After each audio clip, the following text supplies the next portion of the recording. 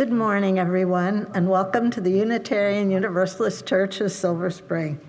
My name is Esther McBride, and I'm your worship associate this morning. My pronouns are she and her. I'd like to especially welcome visitors with us this morning. Mary Beth Lerner is our welcoming captain. She is here, and she's ready to answer any questions you may have. About halfway through our service today, children will be invited to leave the sanctuary and go play in the playground if they like to. Babies and children of all ages are always welcome in the sanctuary during the service. But we do usually have a nursery for 6 months through age 5. I think that's not operating today. We don't have that today. So now it's time to greet each other. Let's begin by greeting those on Zoom. So if you look at the camera on your right, we should be able to, they should come up on the screen. And I'm sure they will. So we can get back to them. We can greet one another in the meantime. I have to go down to the next paragraph to do that. So, here they are. Good morning. Okay. So, soon after that, they will turn on their cameras and appear on the screens here, and we will get to see them. So I think that's happening. Okay. Now I invite those on Zoom to greet one another, and we can move around and greet friends and neighbors. Let's remember to be kind to the introverts among us. And I'm safe up here.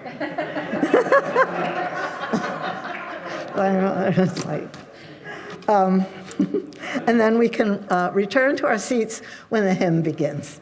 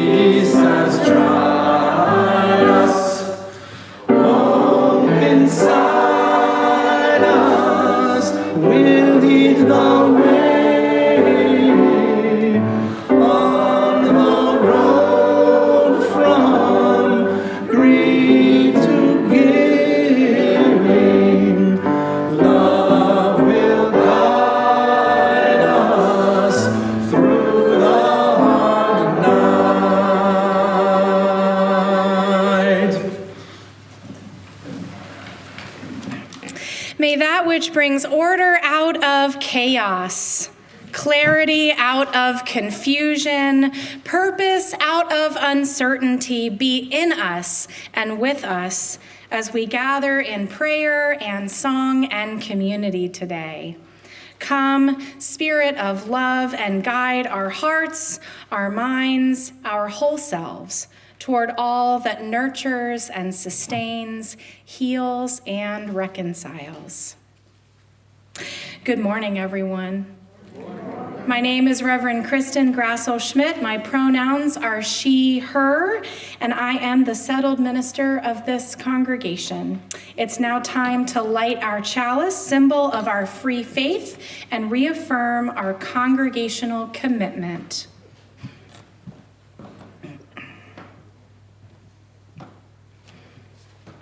Won't you please join me in saying the words on the screen?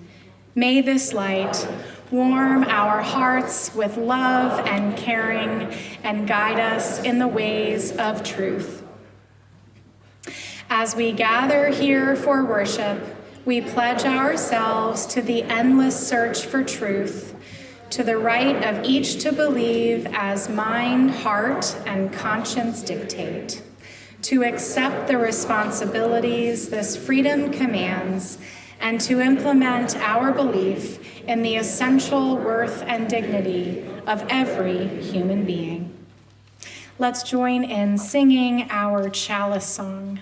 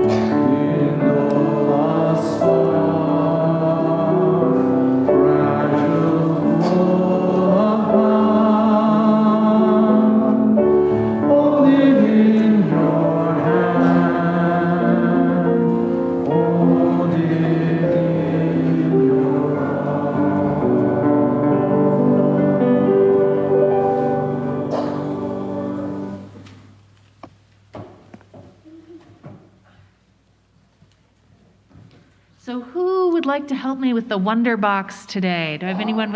Persephone, I saw your hand go up first. But I can use a couple people to come. Lift the lid. It's somebody. She's talking to somebody. She was just eating breakfast. It's a dog. It's a puppy. It's a. Do you see it? Oop. All right, would y'all like to play with that while I tell the story? Yes, that's exactly, just like that. This is a playful puppy. Charlotte Michael's. Oh, is that Charlotte? No, the little one that came up in white. So our story for today is about a playful puppy, and if y'all want to sit down and you can stay with me up here, or you can sit in seats wherever you want to be. So when I was 18 years old, I was rejected from a job at a UU conference and retreat center where I'd been volunteering. And I was sad and mad and frustrated, but I needed a job, right? And I wanted an adventure. So a friend of mine was like, go online to this website. And I ended up working as an outdoor skills counselor in Wasilla, Alaska. Right? At this place called Toga Woods. Toga Woods Girl Scout Camp that was right down the road from the Iditarod Museum. Right? And now Toga Woods is named after a dog like this one that you see flying through the air right now. Is pretty much how that dog moved. Named Togo, yep, pretty much like that. And so the story I have for you today is about that dog. So this is the story as it was told to me long ago when I was 18 years old. I don't know that it happened this way, but I do know that it's true that long, long ago, 100 years ago, a tiny puppy was born in a place called Nome, Alaska. And this tiny puppy had a rare throat disease that made his throat hurt a lot, but in spite of that, he was quite the troublemaker. If you tried to pin Togo in, he would climb up the shelves. If you tried to keep him away from the other dogs, he would come right back to bother them. And one time, a lady tried to turn him into a house pet, and he escaped by smashing through a window pane. Jumped right through. This was a determined dog. You see, Togo was a sled dog. And he just kept bothering the other sled dogs until finally, they gave up and just attached him in with the others. Have you ever seen pictures of sled dogs? Yeah, see, they're kind of on lines and then they pull a sled, right? So he just kept running up next to the other dogs, and finally they were like, fine, be a sled dog. And they put him on the side, and the first day he ran like longer than any puppy had ever run with the other dogs. He like set a puppy record. And he had found his place because he had always been getting in trouble for all of his energy and his curiosity and his inability to be still and his tendency to fly through the air, right? And now all of those things were finally getting appreciated. He went from being sad and mad and frustrated to being part of a team. And my script did that thing where it went away. I want to make sure I get this person's name right. Woo! Thank you for your patience. I will replace this thing. I might. Thank you. Thank you. Teamwork makes the dream work. Teamwork makes the dream work. All right, so not just any sled dog, but he was a sled dog for Leonard Seppala, who was a musher. Have you all ever heard the word musher before? So a musher is the person who, I see some thumbs up, so y'all have heard of sled dogs before. Yeah, have you seen movies about sled dogs? I thought maybe you had. Yeah, so some cool movies came out recently about sled dogs, which is exciting. So a musher is the person who goes with the sled dogs and is way in the back. But being a sled dog, you see, isn't just about being fast and strong, because the musher is way back here on the sled, and the dogs are way up there, right? And the musher, right, cannot smell as well as a dog can. And anyway, their nose hairs are usually frozen because it's cold. And sometimes, there's a lot of snowing around, so they can't see, so they depend on the dogs, and specifically the lead dog, like Togo worked his way up to be, to help them find their way through the snow. So that lead sled dog is not just fast and strong, they're the ones who are finding the way for their team through really treacherous circumstances. So Togo, as I said, not just any sled dog, and his musher, became known as one of the best mushers in Alaska, and his team became known as the fastest sled dog in the state. By 1925, they were known as the fastest sled dog team in Alaska. And this is important because do y'all remember what happened in 1925 in Nome, Alaska? A lot of bad things have happened in Alaska. It's hard to keep track. 1925 was the diphtheria outbreak in Nome, Alaska, which was in January. Have any of y'all ever been to Alaska? Yeah, so you know how big it is, right, if you've been there. Have any of y'all been to Nome? You've heard of Nome, but see, Nome is really, Alaska's really big. I've worked in Alaska twice and I've never been anywhere near Nome. It's very far away. And I haven't been, but one of the women I worked with told me about there. So it's this tiny place right on the edge of the Bering Sea, which is like a really cold, windy sea, right? That gets very icy in the winter. And it's just tundra. So it's not like near Anchorage or Denali where there's all these beautiful trees and places where you could hide from the wind and snow. It's just tundra. And then the Bering Sea, right? So it's barren, it's isolated. And there's only two ways to get there. You can get there by plane when there aren't storms, and you can get there by sea when the sea isn't frozen. But in January of 1925, it was stormy and the sea was frozen. Nobody could get to or from Nome by plane, by train, there weren't really a lot of automobiles at this point. They were kind of stuck, and they were out of the serum that you need to recover from this deadly childhood disease. And an outbreak started. And children started dying. And here they are, isolated, far away. They're out of the serum. They found some of it in a place called Fairbanks. Have y'all anyone heard of Fairbanks? Like, one of my good friend colleagues works there now. They found some in Fairbanks, and they put it on a train, and they got it by train as far as they could. But then, what were they gonna do? How were they gonna get it? Anyone have an idea? Dog sled. That's right. And who are they gonna call on? Togo, that's right. So Togo and his person Leonard, who had an 8-year-old daughter, because you can imagine, he's like, I'm getting that serum, right? They set out, and when they set out, it was a rare break in the storms, and they set out clear, and they made it really fast as you can go when you're just a bunch of dogs running on a tundra, right? To get the serum, and they got it from the train, and as they're heading that way, there are other dog teams also heading out from Nome who are hoping to meet up, so they're trying to set up a relay, but first you send out Togo. And they got the serum, and they turned around, and then a storm blew up, a blizzard blew up, and here they are, they're turning around, it's a blizzard, and they have in front of them not just the longest stretch of distance before they can make it to any of the dog teams, but the most treacherous. And there are 2 ways that you can go at this point. There's one way that's really incredibly dangerous across a sound that's known as the ice factory of Alaska, right? A place where ice forms and breaks up, where dog teams have been swept out to sea, or where dogs have gotten injured with shards of ice, or where storms have frozen people, right? So that they can go that way, or they can go twice as far to go around the sound, the ice factory. Which way do you think Togo and Leonard and their determination went? Do you think they went the fast way, or what do you think? They went into the ice factory, didn't they?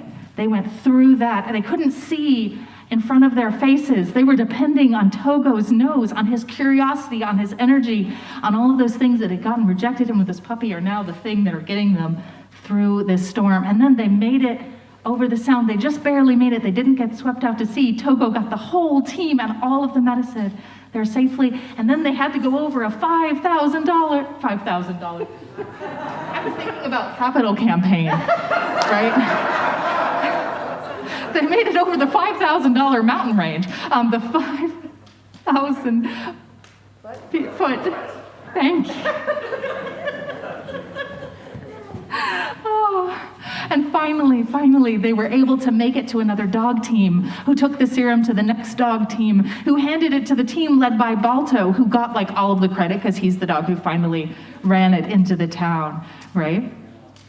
And they saved thousands of lives. They saved the rest of the children of Nome. The serum got there, and the serum worked, and the children were saved. And Togo may not have gotten his credit in that day, but we remember him. We remember his energy, his curiosity, and the ways he could do things that no other puppy could do with his team, with his keen nose and his clever mind.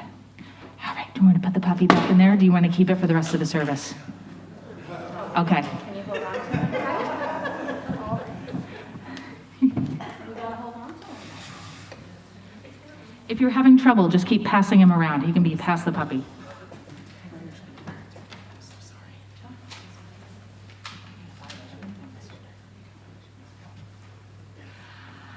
All right, so from that story full of wind and snow and highs and lows and misspoken things, we move into our time of joy and sorrow. So I invite anyone who has something precious to share to come forward and speak into the microphone.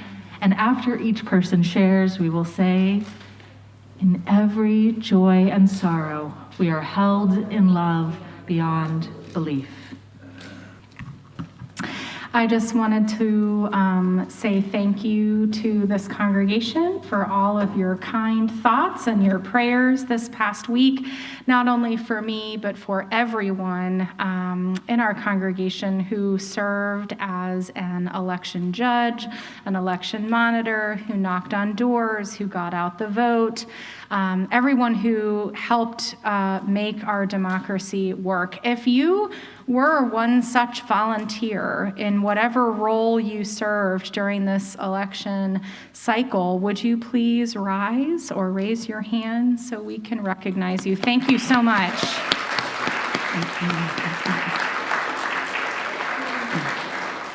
Thank you so much. All politics aside, I am so thankful that Tuesday unfolded without widespread violence or threat of insurrection. Thank God. In every joy and sorrow, we are held in love beyond belief.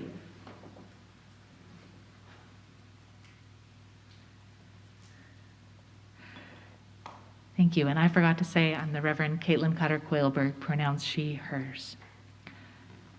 May all who carry joy feel the rest of us celebrating with you. May all who shared sorrows aloud, and those whose sorrows are too deep for words, feel held in the loving kindness of this congregation and the love that never lets any of us go. So let us breathe in and out as we join in a moment of quiet together, grateful for the sounds of life all around us.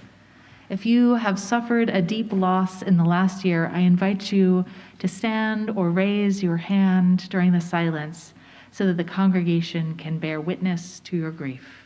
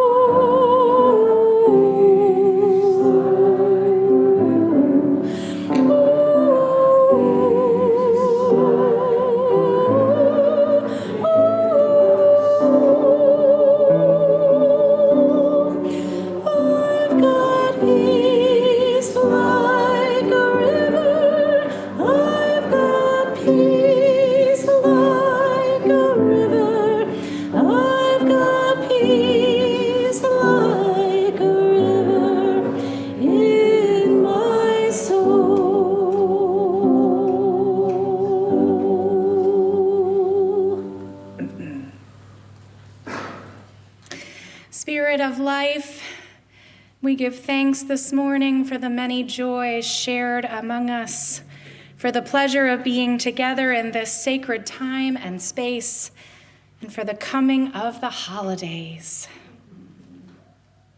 We give thanks again, especially for everyone who volunteered to help make the elections safe, smooth, joyful, and informed for voters. Whether you wrote on postcards, did phone or text banking, knocked on doors, served on election day as a judge, monitor, or in some other role, we give thanks for your service. We are grateful that Tuesday's elections drew so many people out to vote, and that the elections and their aftermath unfolded without violence or widespread voter intimidation. 104 years ago Friday, the armistice that ended World War I was signed and millions of soldiers were transformed into veterans.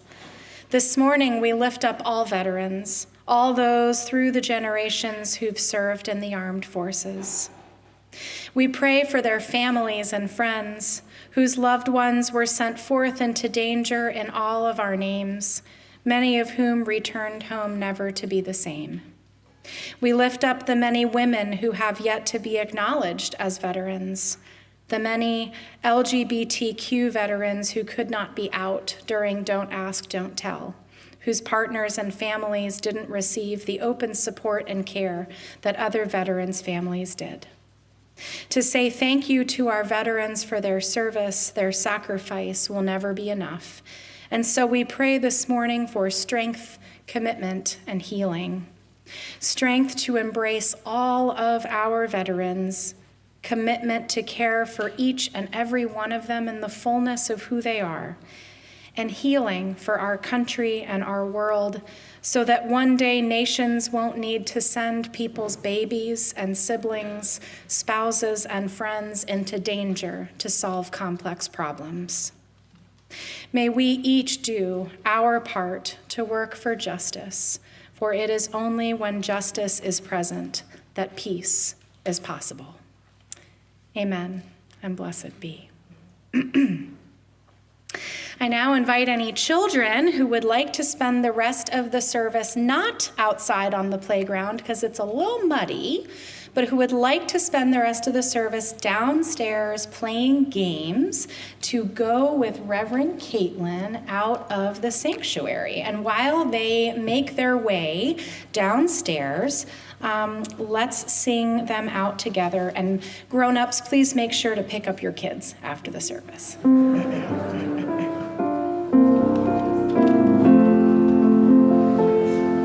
Our time together is sacred, and now it's time to part. Oh, will this be together?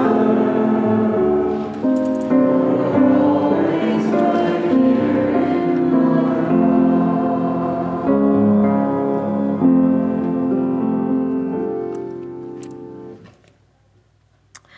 Our reading this morning is a poem entitled Prescription for the Disillusioned.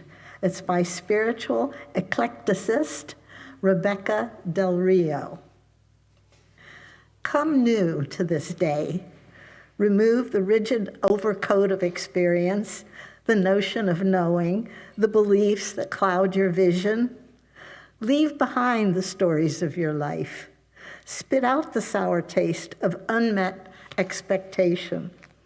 Let the stale scent of what-ifs waft back into the swamp of your useless fears. Arrive curious without the armor of certainty, the plans and planned results of the life you've imagined. Give the life that chooses you, new every breath, every blink of your astonished eyes.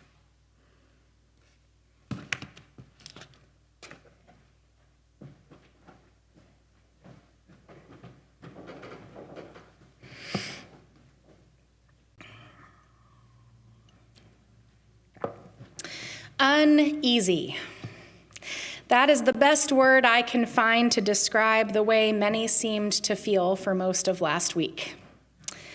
As we headed into Tuesday's elections, people wondered, what would they bring? Would threats of voter intimidation bear out? How would our democracy fare? I was so tired after 13 hours of monitoring 3 polling places in Pennsylvania that I didn't have the energy to do anything other than take a shower before I went to bed on Tuesday night. And it was pretty wonderful to wake up on Wednesday morning to some record-breaking and precedent-making news. Last Tuesday's election broke records in lots of places for high voter turnout, especially among younger voters. Georgia voters set a new record for early voting in a midterm election. 340 openly LGBTQ people won races at various levels of government around the country. Among them, New Hampshire's James Rosner is the first trans man to be elected to a state legislature. And Maryland just elected our first African American governor. Many of us had the gratifying experience of watching as someone we supported and voted for was elected. Parties and politics aside, though the election seemed to go smoothly around the country, I have to admit, I still feel like I'm waiting for the other shoe to drop. Friends and loved ones among us live in states where leaders and representatives were elected who hold regressive or extreme views. And after January 6th, I'm not sure the feeling of waiting for something terrible to happen after an election will ever really go away. Because it's clear that there are people around the country who see conspiracies around every corner, who will continue to undermine our democracy for the sake of gaining power, and who won't hesitate to use violence to do so. Context is everything in any election. They make little sense without understanding the issues particular to their time and place. As important as that particularity is, elections always call into question a broader trajectory, the bigger picture, the larger meaning of how things shake out at the ballot box. And one of the places I go to try and help me get a better sense of the big picture is a podcast, Jamie's gonna know what I'm about to say, called Homebrewed Christianity. Trip Fuller, an ex-evangelical geek who spends his time questioning tradition and doctrine, is the host. He's very funny. And on this episode, he interviewed one of my favorite scholars of all time, John Dominic Crossan, who specializes in placing Christian scripture and ideas in the historical matrix of the Roman Empire. This particular episode was called The Bible, Violence, and Our Future. And in it, Crossan drew parallels between the Roman Empire and the present-day American Empire. Now, none of that is new. Marcus Borg and Stanley Hauerwas and all those guys have been lecturing about that for 40 years. But what really captured my attention in this particular podcast was Crossan's even broader analysis of humanity. He argues that violence has always been the human species' drug of choice. In other words, humanity is addicted to violence. Human civilization has been largely built with violence, solves its problems with violence, achieves what many call peace through the threat of violence if that so-called peace is disturbed. And this approach, this way of being, has brought not only humanity, but the entire planet into constant and escalating war, widespread animal extinction, and climate crisis. From ancient times all the way through to today, humanity has invested incredible resources in developing ever more deadly weapons.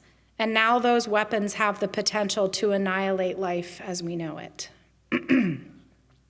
So naturally, Crossan's question is, what can interrupt and perhaps even change this trajectory, okay? And Crossan argues that only nonviolence can interrupt the escalation of violence. As a Roman and Bible scholar, naturally he points first to Jesus of Nazareth. A refusal to return violence with more violence defined his ministry. But there have been plenty of other examples of nonviolent resistance that have interrupted brutal trajectories. Gandhi, Martin Luther King Jr., countless workers and strikes and demonstrations. At the big picture level, I think Crossan has it right. More violence is not the answer. Escalatory violence always just gets more deadly. There has to be an endpoint at some point. But pacifism gets pretty complicated pretty quickly when it comes to interactions and dynamics between nation states. Most people I know wouldn't hesitate to use violence if it was necessary to save a child from being harmed or to save themselves from harm. But it's a lot harder to define self-defense at the international level.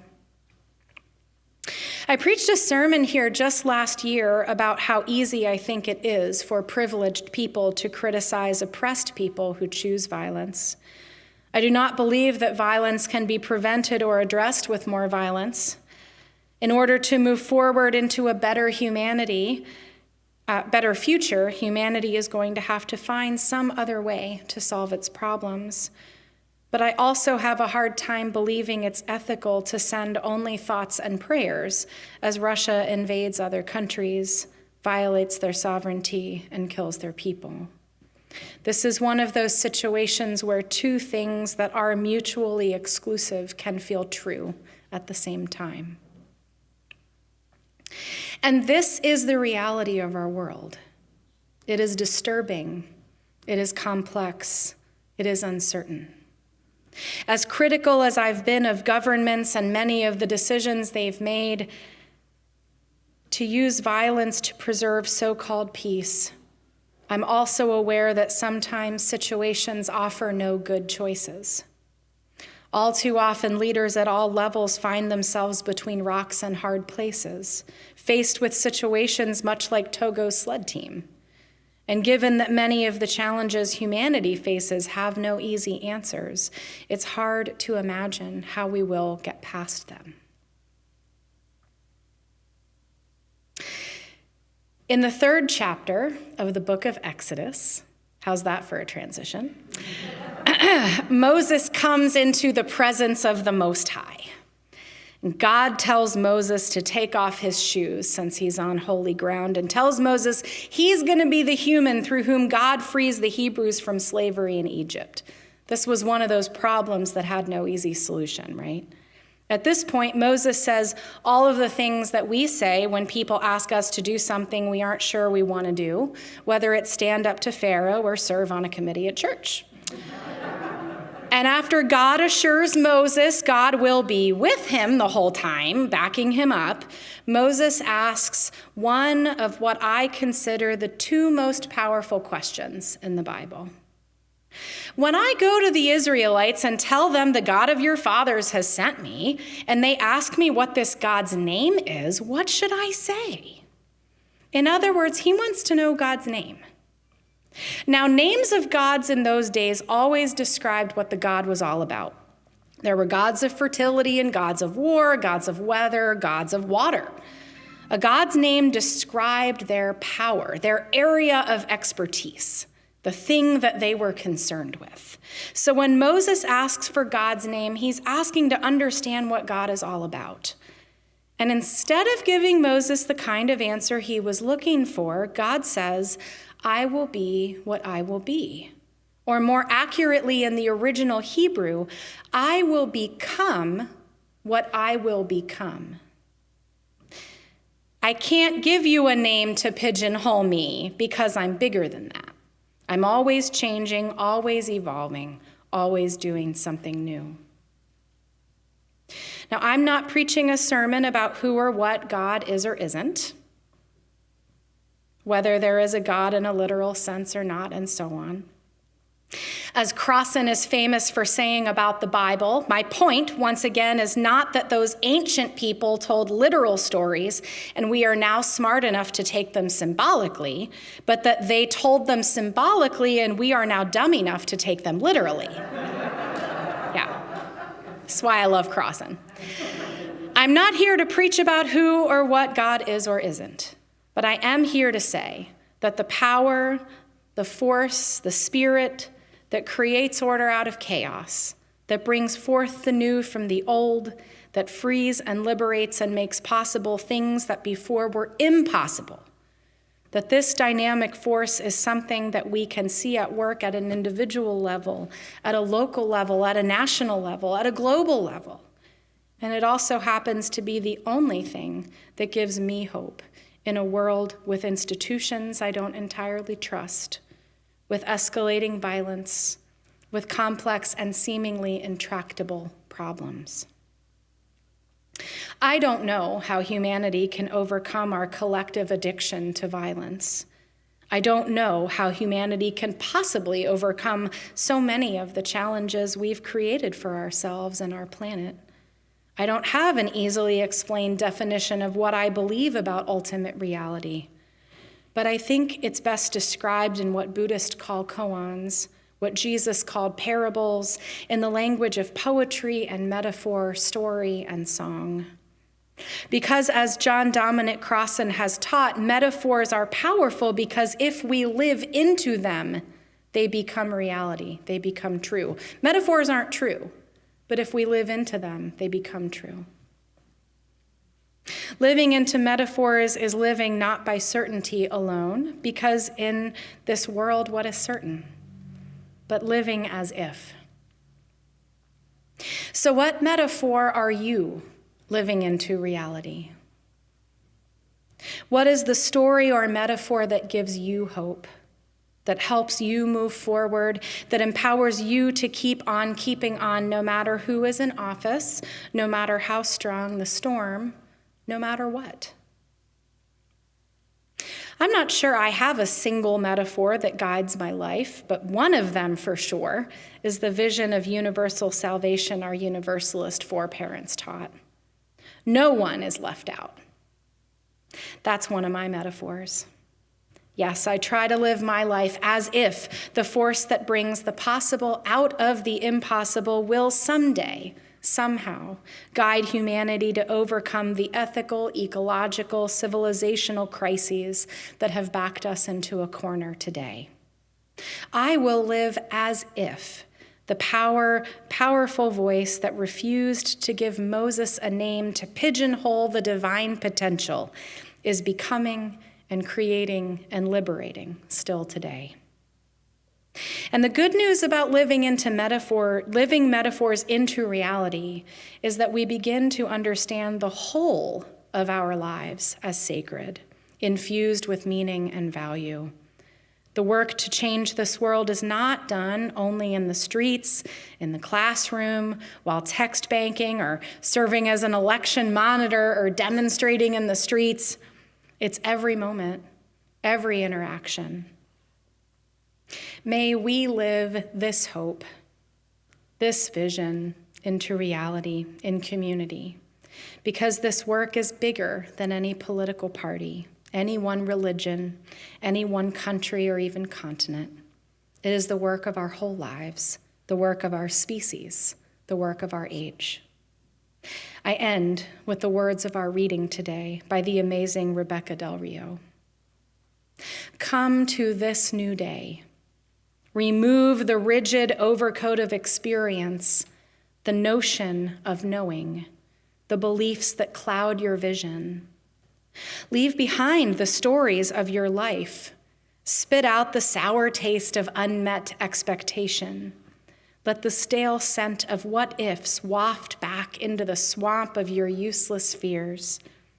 Arrive curious, without the armor of certainty, the plans and planned results of the life you've imagined. Live the life that chooses you.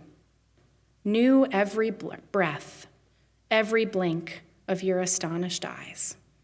May it be so, and may we make it so.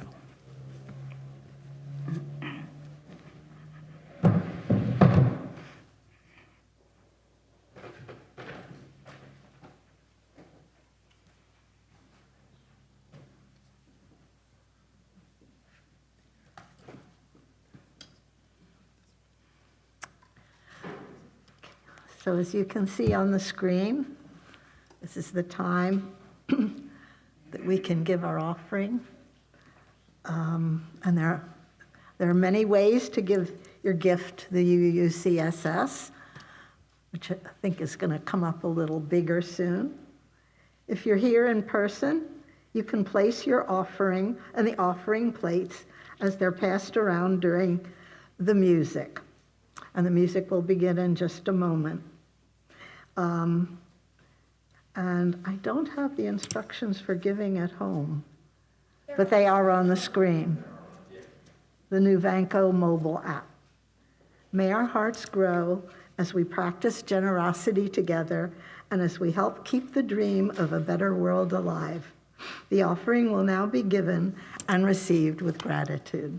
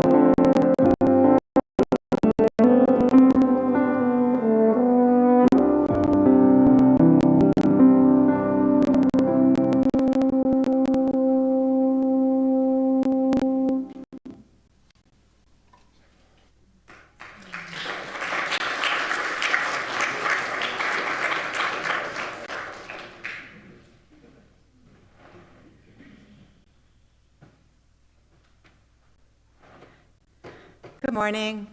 My name is Emily Harris, and I'm a member of the Board of Trustees. I use the pronouns she, her, and hers. Our church is not only the organization that puts together these services, we are a vibrant community of volunteers and staff, a member of the Unitarian Universalist Association, and a part of the Global UU denomination. So I have 3 announcements today. I'll do 2, and then I'll turn it over to Emily Tien for the 3rd announcement. First, the membership committee is hosting coffee hour today, and you don't want to miss the goodies we'll be offering. I saw some of them in our kitchen last night, and they're yummy. We want to celebrate each and every one of you the best way we know how, by feeding you. And on your way downstairs, stop by the table at the back of the sanctuary where you can make yourself a new name tag. You can personalize it with our stash of mini stickers and beautify it with glitter pins. Who doesn't like glitter? Have fun and get your name tag on. This second announcement is about Thanksgiving. Thanksgiving is just over the horizon, and some of us are without family and acquaintances nearby to share dinner with. We put together an online sign-up to help connect those folks with UUCSS households who are eager to invite more guests to tables. If you'd like to celebrate Thanksgiving dinner with someone here at church, fill out the form by November 15th. In the all-church email, if you have questions, please reach out to Carrie Snyder. And now Emily is